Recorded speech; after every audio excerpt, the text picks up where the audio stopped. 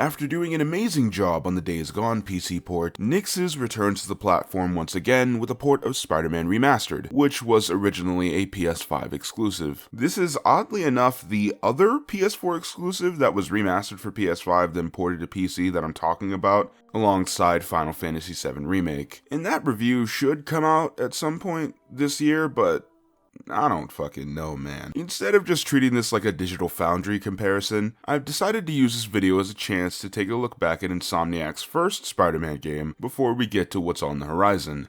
Especially since that original video I made back in 2018 sucked ass. And if you're wondering, yes, I'm under the weather. It seems like that always happens when I get to talking about Spider-Man, so fuck it, we're still going. I've played Marvel's Spider-Man at least 5 times over the past 4 years since its release, and yet I'm still able to have a lot of fun with this game. Of course, there's some stuff that didn't age the best, as well as some things I wish could be altered, but all in all, I still really like Marvel's Spider-Man. As a connoisseur of Spider-Man games, the best way to describe Insomniac's first title is a refinement of everything that came before it, whether it be open world games or superhero games. Insomniac took a formula that hadn't really wowed anybody or broke new ground in a while, and gave it the polish that it needed. The open world is probably the best it's ever been, of course graphically, but the scale of New York City is captured in such a way that other games, superhero or not, have completely missed out on. The buildings don't feel copy-paste, the weather is absolutely fantastic and is one of my favorite improvements in the remaster,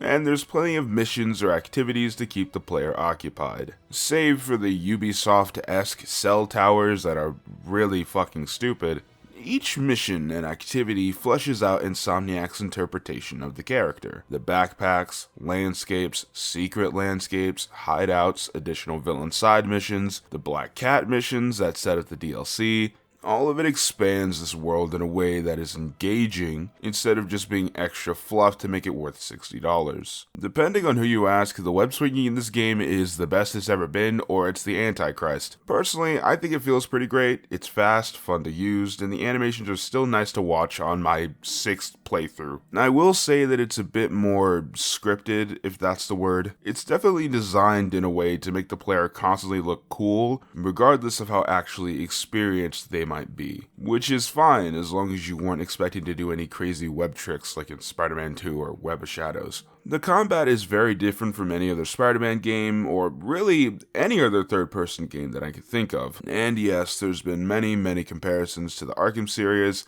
which I don't think is really deserved. To call this game an Arkham clone is an oversimplification and not fair whatsoever to either series' combat. I never really understood why every third-person game's combat was compared to Arkham anyways, even if that comparison was completely unwarranted, and this is a key example. Hell, Web of Shadows is far closer to Arkham than this shit. Yes, there's stealth, and he's got lots of gadgets like the Bat Guy, but Spider-Man is far more focused on verticality and coming up with new strategies to clear combat scenarios, instead of just relying on brute strength and a dodge button. If you try to spam square and just beat dudes up, even on the easier difficulties, you will get folded like an omelet. Spider-Man's low health, limited ammo, and a variety of suit mods leads to a lot of on-the-fly thinking, forcing the player to get creative, which makes the harder difficulties even more interesting. It's very well thought out and is fun from beginning to end. Something I don't think is talked about enough in video games is pacing,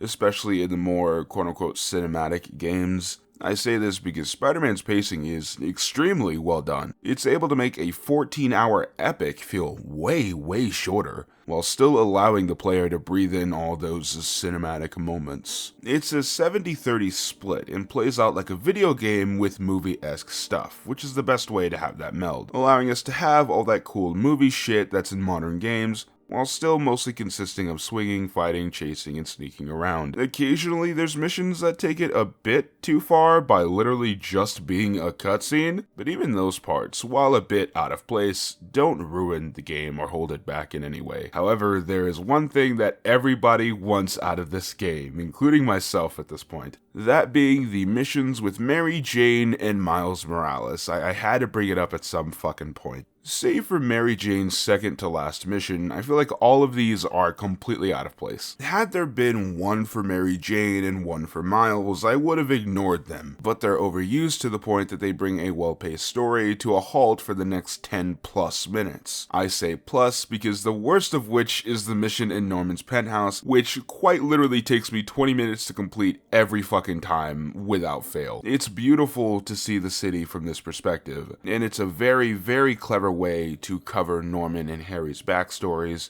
but fuck me, do I dread this mission whenever replaying this game. I personally would have preferred the Miles sequence when he's trying to find his dad to be the opening of Miles Morales. I get what they were trying to do by setting up Miles to be his own character, so when his spin-off game comes around, it could just focus on his own story, but I'm sure there's fans out there who'd be satisfied if Miles Morales was a little bit more of an origin story. It's me, I'm one of those people. At the end of the day, these missions aren't a big deal, and they're not even really that bad. They're just my least favorite part of the game itself. The story of Marvel's Spider-Man is, alongside the gameplay, one of the reasons it's still regarded as a must-play game for all the platforms it's available on.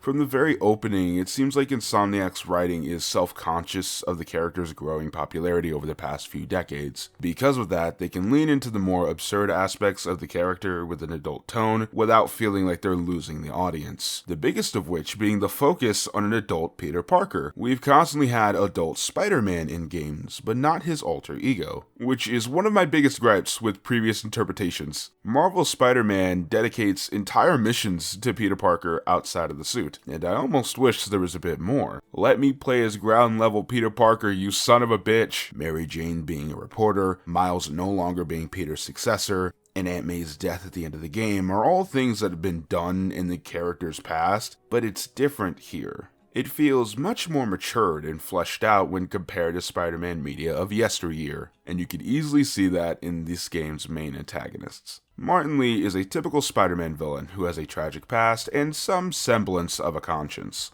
He and his parents were victims of an irresponsible test done by Norman and Otto, which resulted in their death.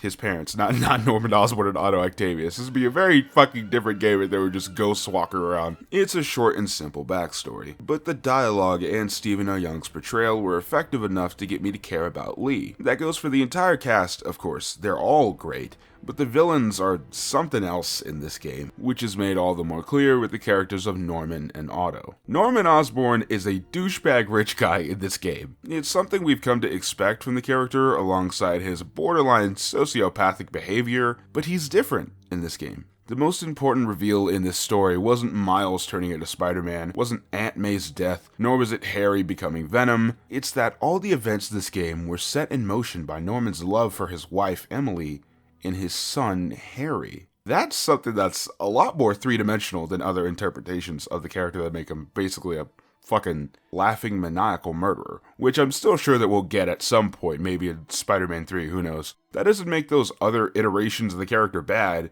it just puts this one on a higher pedestal. This Norman is very much still an asshole, mind you, one who made a boy into an orphan just for a chance to keep his son alive, but he's an asshole who's very interesting to watch. Otto Octavius is not only the main villain of the game, but he's an absolute fucking psychopath. Otto's descent into becoming Doc Ock is obvious from the very first scene he's introduced, so is the creation of the Sinister Six, but that doesn't make it any less effective. Seeing a kind-hearted mentor turn into a murderer due to his own ego is interesting and exactly in line with the character, and watching how it affects Peter is just heartbreaking. This is what I mean by Insomniac not reinventing the character in video games, but refining him. They were able to capture all the interesting parts of what makes a Spider-Man story, which is why the ending is effective as it is. The end of this game is one of my favorite moments in Spider-Man history, not only because Aunt May gets to kick the bucket, but because it shows the dichotomy of Spider-Man's rogues gallery. Compare the beginning and how impersonal and lighthearted it is with Kingpin, to the ending with Otto, where Peter's holding on for dear life while also fighting back these fucking thug tears. And he's holding on to dear life not necessarily due to Otto's strength,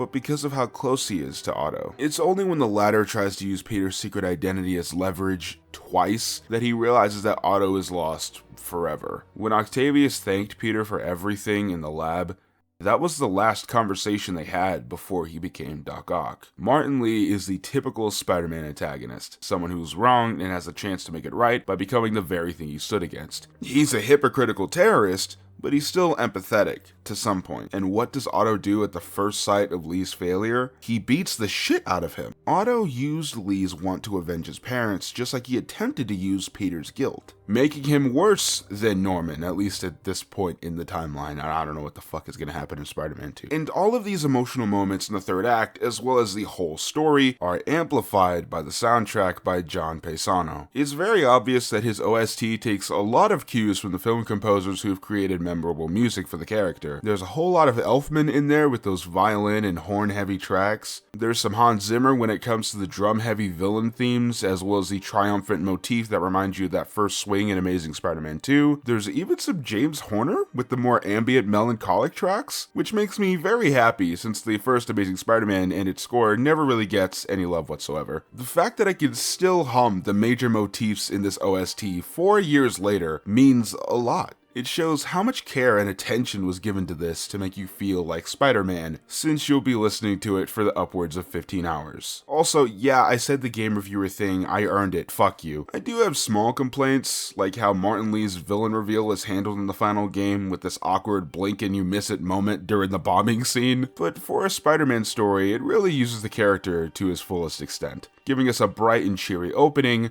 only for the game to turn to this nightmare of death, crime, and disease, and for it to end exactly how it starts. Peter doing the right thing, even if it hurts like hell.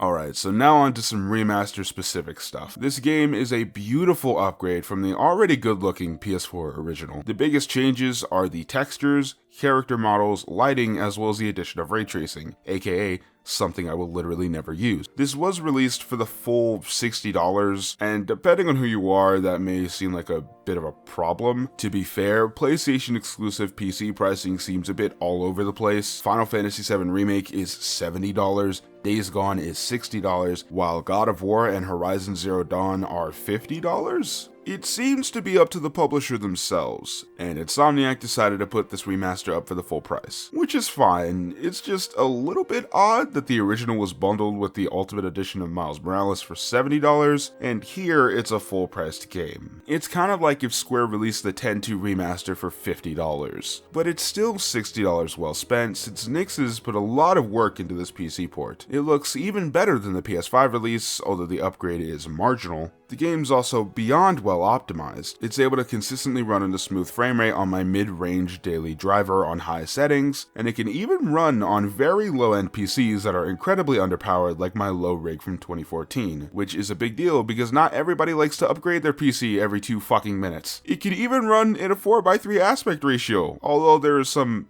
quirks with that. It's still worth it though, this game looks so fucking good. I do think that some of the remastered faces bleed into the uncanny valley a little bit, and sometimes the lighting looks worse than the original's baked-in lighting. The latter often looked exactly how the developers wanted it to, while here the faces can very often be overexposed. And of course there's the face controversy. Man, first it was the Spidey Squad thing, then the Raimi suit, now it's Peter's face. Give me a fucking break. No disrespect to Ben Jordan whatsoever. I've seen a lot of bullshit thrown his way for looking a little too young. But at least in this case, the original model, John Bubniak, just feels like better casting. Personally, he looks much more like Peter Parker in my eyes, and on a technical level, his face was much more expressive and could easily convey emotion, even without dialogue. It's an unfair comparison since you can tell that Ben's face was just put over the original's animations, so looking at Ben's work in Miles Morales, it's a much more level playing field, and for what little screen time he has, he does a really good job in that game. I just think it's a really odd choice to recast the model for the protagonist of the franchise after the first game's already released,